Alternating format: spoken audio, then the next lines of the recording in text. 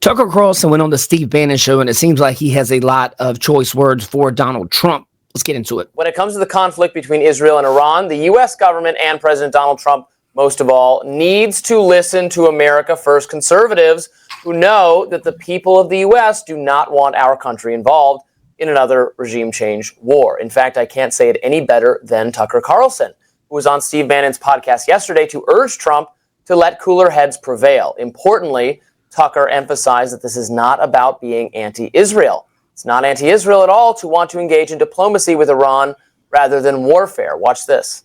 If you think I'm anti-Israel, man, you have lost the plot, son.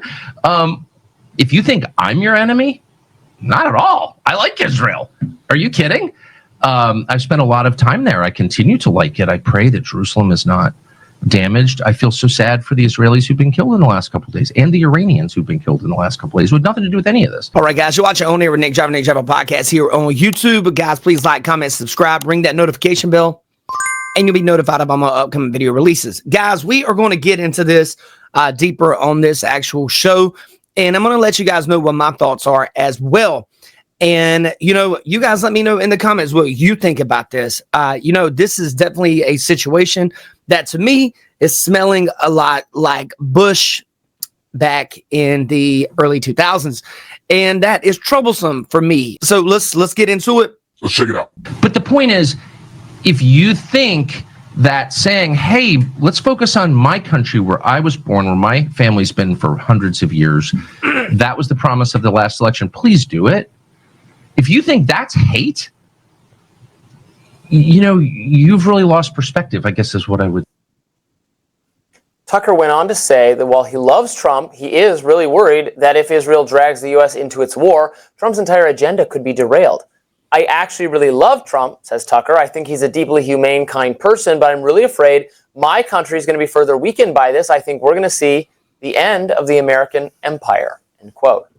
Tucker then criticized the neocons and nation builders in the Republican Party who are pushing the U.S. toward war. He called them out by name, Mark Levin, Sean Hannity, and others who do not have the best interests of the MAGA movement and the Trump agenda, let alone the nation, in mind. Meanwhile, Iranian officials are signaling behind closed doors that they are open to more dialogue with the U.S. about nuclear proliferation if the U.S. does not join Israel's war effort. Now, that's according to reporting in the Wall Street Journal and elsewhere. An Arab official told the Journal that the Iranians know the U.S. is supporting Israel in its defense, and they are sure the U.S. is supporting Israel logistically, but they want guarantees the U.S. won't attack or won't join the attacks. That's all we have to do. Stay out of the conflict involving two other foreign nations and engage in diplomacy.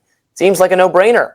Yet too many people are succumbing to magical thinking about regime change. They believe that if the U.S. helps Israel launch further attacks on Iran, the regime will crumble. Netanyahu has even suggested that Israel might target the supreme leader, Ali Khamenei. Trump has reportedly nixed that idea so far, thank goodness. Look, how many times must we learn this lesson? Overthrowing and killing the bad guys in the Middle East, that's the easy part. Replacing them with people who aren't even worse is hard. We learned this in Iraq. We learned it in Libya. Afghanistan was a disaster. Syria is so far so good, although the new leadership was formerly allied with ISIS and has indeed murdered dissidents all over the country.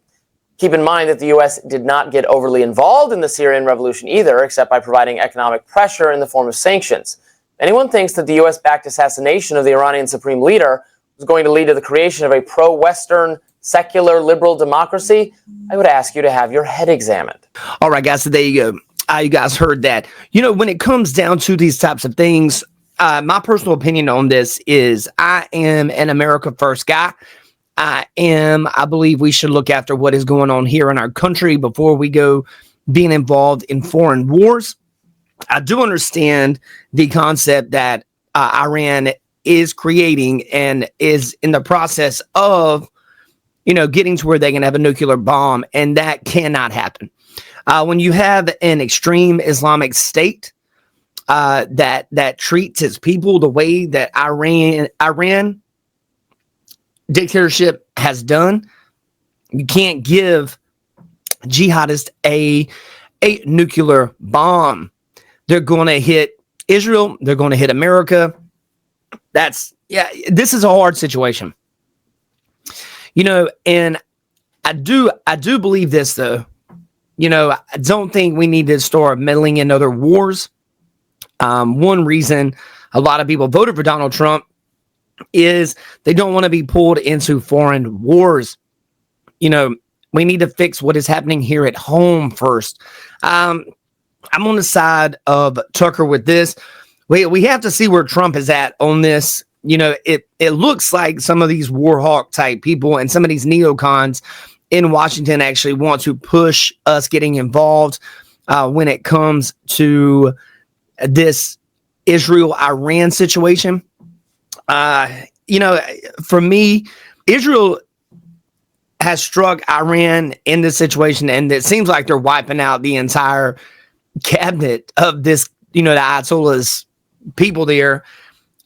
So it looks like they're handing it to them. I don't really understand why we would get involved. It just reminds me a lot of the Bush situation. And, Bush, second one, he had a lot of things that he was going to do for the actual country, but his involvement overseas really put a damper on anything that he could have accomplished. Because one of the reasons he actually invaded had to do with they thought they had a nuclear weapon and they ended up not. So, but in this particular situation, our intel is 20 plus years better than it used to be, which is insane. And if Trump does say, hey, they're getting very close to having a nuclear weapon, and Netanyahu is as well, we all know that is accurate. But if Israel is striking these nuclear sites and blowing them up, I really don't see the point in us getting involved in this other than, just supporting Israel, just like any other country that supports other countries would do. I don't see the point in us, I don't think we need to send troops over there and get involved with it. Israel's handling this. And this is a problem, in my personal opinion, this is a problem between Israel and Iran. And I know a lot of people that are on the right might disagree with me on this, but I really hope Trump does not get America completely. I know we have to support Israel, and that's fine. I support Israel too, but I'm really hoping we don't get pulled into this war between them two, between Israel and Iran.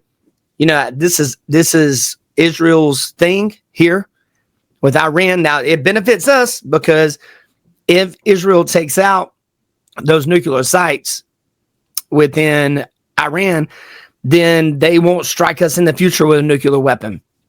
So that's a plus for us.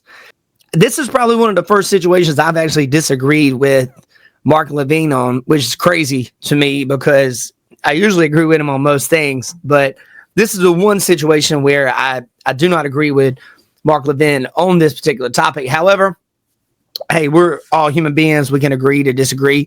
That's one thing that libertarians and independents and conservatives do very well. They'll have internal debate on how policies should be handled, whereas it feels like a lot of people on the left just kind of fall in line, have these little talking points. So that is one good thing that the right and center actually does. So you guys let me know in the comments what you think. Hey, if you don't agree with me, that's fine. Let me know.